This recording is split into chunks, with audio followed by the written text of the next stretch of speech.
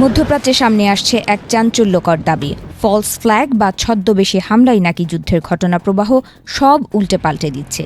৩ সপ্তাহ ধরে চলা ইরান যুদ্ধে নতুন মোড় নিয়েছে তেহরানের এক বিস্ফোরক দাবি। তাদের দাবি অনুযায়ী সৌদি আরব থেকে শুরু করে দূরবর্তী ডিয়েগো গার্জিয়া পর্যন্ত সাম্প্রতিক সব হামলা আসলে ইসরায়েলি গোয়েন্দা সংস্থা মোসাদের কারসাজি।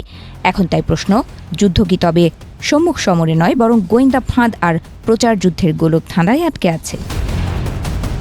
ইরানের সর্বোচ্চ নেতা মোস্তাফা খামেনি গত সপ্তাহেই বিশ্ববাসীকে সতর্ক করে দিয়েছেন। তার মতে ইসরায়েল এবং জায়নবাদী চক্র একের পর এক ছদ্মবেশী অপারেশন চালিয়ে ইরানকে একঘরে করে দিতে চাইছে।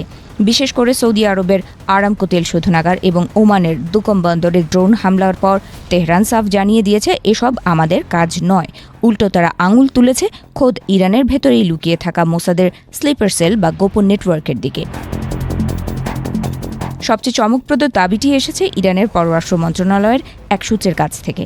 তাদের দাবি, ইরানের নিজের মাটিতেই মোসাদের গোপন গুদাম রয়েছে। সেখান থেকে ড্রোন এবং যুদ্ধ সরঞ্জাম ব্যবহার করে প্রতিবেশী দেশগুলোতে হামলা চালানো হচ্ছে, যাতে বিশ্ব ভাবে যে ইরানই তার প্রতিবেশীদের উপর আক্রমণ করছে। এই থিওরি যদি সত্যি হয় তবে বুঝতে হবে ইরানি নিরাপত্তার দেয়াল ফুটো করে ইসরায়েলি গোয়েন্দারা অনেক গভীরে শিকড় গেড়েছে। গত ৪ মার্চ তুরস্কের আকাশে একটি ব্যালিস্টিক মিসাইল ভূপাতিত হওয়ার পর উত্তেজনা তুঙ্গে ওঠে।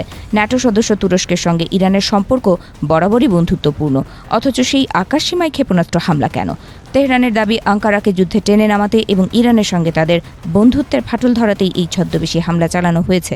এমনকি তারা তুরস্কের সঙ্গে মিলে যৌথ তদন্তের প্রস্তাবও দিয়েছে, যাতে প্রমাণ করা যায় যে এই ক্ষেপণাস্ত্রের মালিক তারা নয়। বাহরাইনের সিত্রা এলাকায় ৯ মার্চের বিস্ফোরণ নিয়ে শুরু হয়েছে এক নতুন বিতর্ক। মার্কিন সেন্ট্রাল কমান্ড সেন্টকম যখন ড্রোন হামলার জন্য ইরানকে দায়ী করছে, তখন ওপেন সোর্স ইন্টেলিজেন্সের গবেষকরা বোমা ফাটিয়েছেন অন্য জায়গায়। মিডলবেরি ইনস্টিটিউটের দাবি, ওই বিস্ফোরণটি কোনো ড্রোন নয় বরং পাশের মার্কিন প্যাট্রিয়ট মিসাইল ব্যাটারি থেকে ছিটকে আসা একটি ক্ষেপণাস্ত্রের ফল হতে পারে। এই তথ্যটি তেহরানের ফলস ফ্ল্যাগ তথ্যকে আরও শক্তিশালী করে তুলেছে। তবে আলোচনার কেন্দ্রবিন্দুতে রয়েছে ভারত মহাসাগরের ডিয়েগো গার্জিয়া দ্বীপের মার্কিন ব্রিটিশ সামরিক ঘাঁটি। প্রায় ৪,০০০ কিলোমিটার দূরের এই ঘাঁটিতে ইরান হামলা চালিয়েছে বলে খবর রটে। কিন্তু সামরিক বিশ্লেষকদের মতে ইরানের দীর্ঘতম পাল্লার ক্ষেপণাস্ত্র খোররামশার 4 মাত্র ২,০০০ কিলোমিটার যেতে সক্ষম।